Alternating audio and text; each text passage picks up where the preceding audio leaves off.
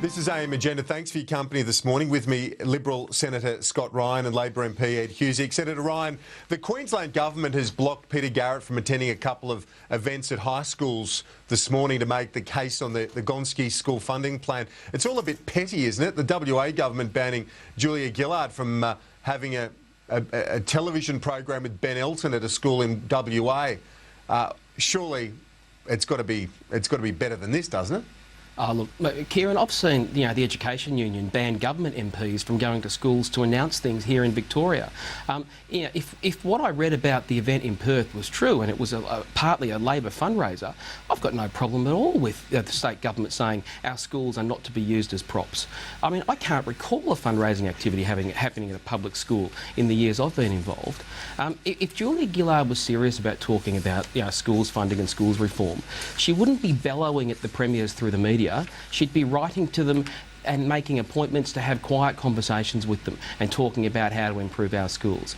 There are real concerns about this package, particularly for independent schools and the level of Commonwealth control of schools. And Julia Gillard's not engaging with the details. She's just trying to create a false political war to keep herself in the job until election day.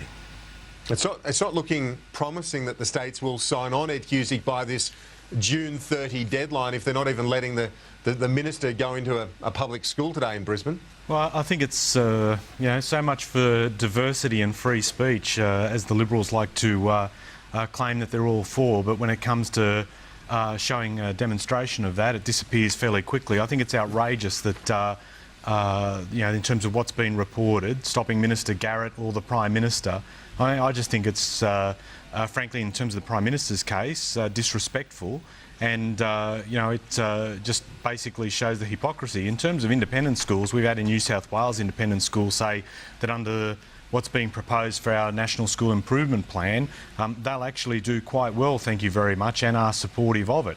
And from my area of Western Sydney, ensuring that schools on the basis of need get improved access to resources, improved teacher quality, the type of things that we're trying to usher in under the National School Improvement Plan, the better schools that we will see come out of this, we need this to go through, which is why Premier O'Farrell, to his credit, has looked and judged on the basis of the best interest of New South Wales students, parents and teachers, and said he'll sign on. And I think that is, for my mind, the best demonstration of why state governments should put aside the politics and do what's the right thing for students, for the next generation of Australians.